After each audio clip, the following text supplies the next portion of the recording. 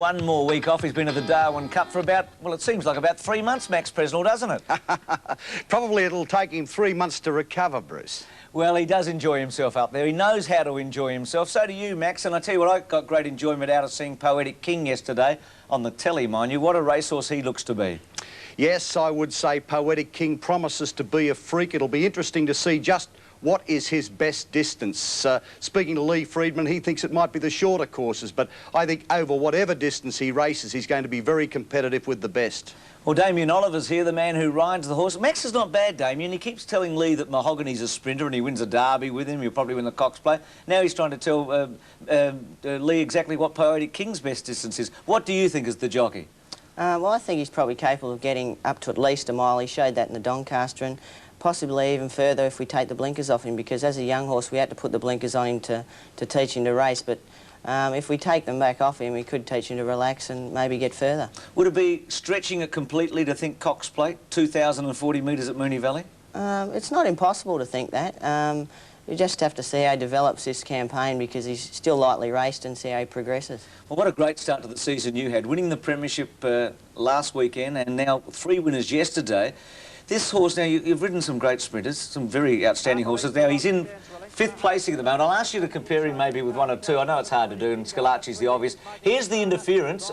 You run in with Keltrice coming out, and there was a protest afterwards. Your thoughts on it?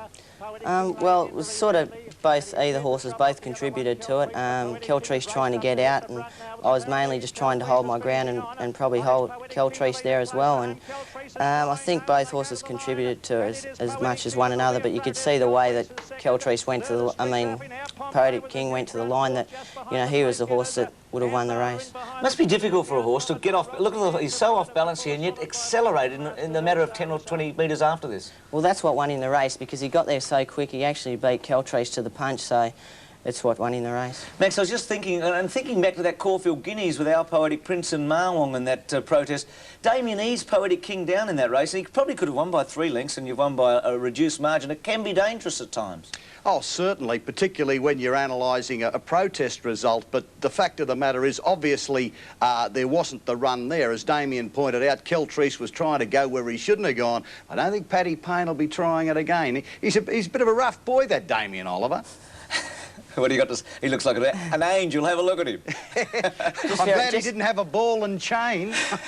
Damien, I'm not even going to ask you to compare him with Scalacci. It wouldn't be fair, would it? Not at this stage, no. I think he's a different horse to Scalacci. Scalacci was just a pure speed horse, where I think this horse has got the potential to go and race over a mile, if not further. 6 out of 6 you've been on him 6 times and he's won 6. Yeah, I hope I can keep it up. How did they get you off him when he went to Sydney last year? Oh, he had a light weight in the Doncaster, and I wasn't able to make the weight, so Lee wanted a jockey to ride him that could ride him right through. Max, it's exciting, particularly with those 4-year-olds, isn't it? We've got Sequalo, who's already strutted his stuff. Keltrice's a good horse. Poetic King looks brilliant, and we're waiting for Hariba's return.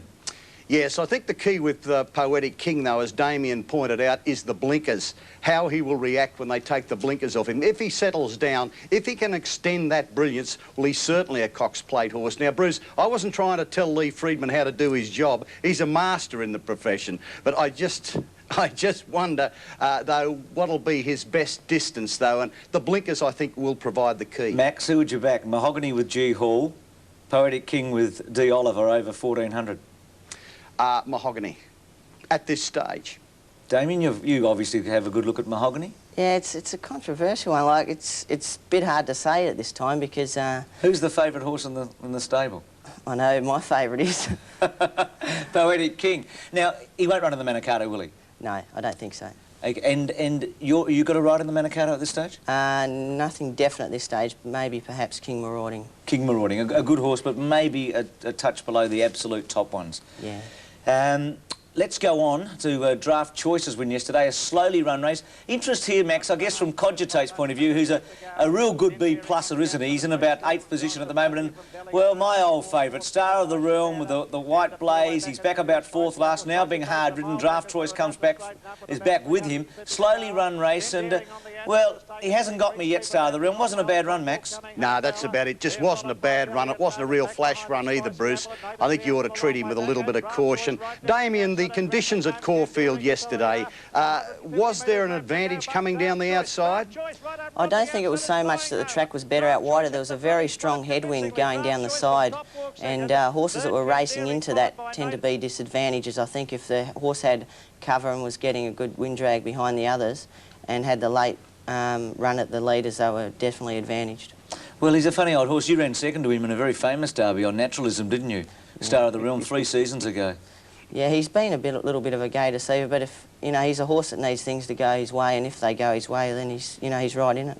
Max, Lord Jim was exciting yesterday. We talked about it, I know, on the phone on Friday, whether he'd have the strength at the end of a tough sprint, but he was so fluent, wasn't he? He had great rhythm, I felt, yesterday, coming from an outside draw to lead all the way. Yes, he's a natural speed horse, and it was an advantage as the race was run. Lord Jim was able to get out and cross over to the fence. There are a lot of traffic jams behind him. That may have flattered the form just a shade.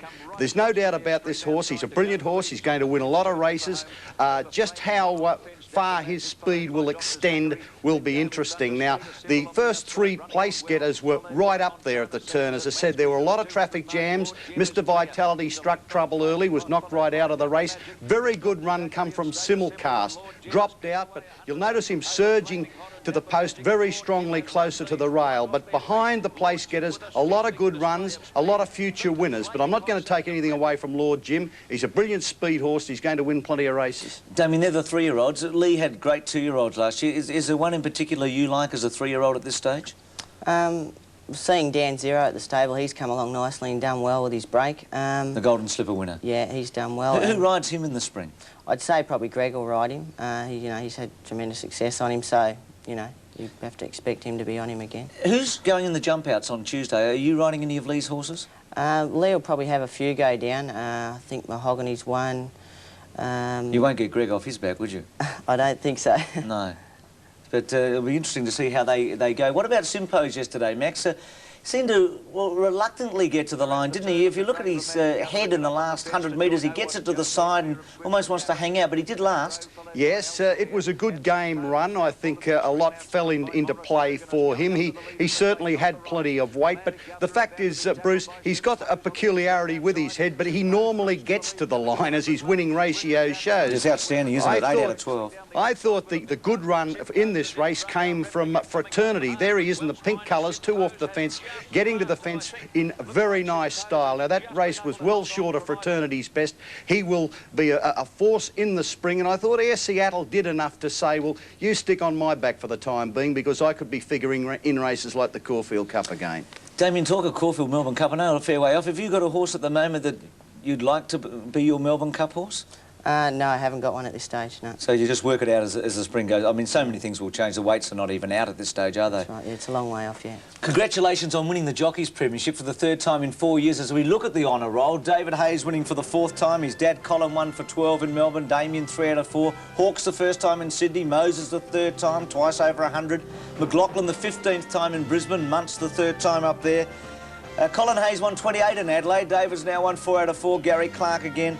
Lou Luciani, who's 3rd in Perth, and Troy Turner, the apprentice, his 1st in Western Australia. Max, the Melbourne Cup really has arrived. You look at the London Times on Tuesday and this headline that the Melbourne Cup draws strong global challenge. Vintage Crop's done a lot for this race, hasn't he?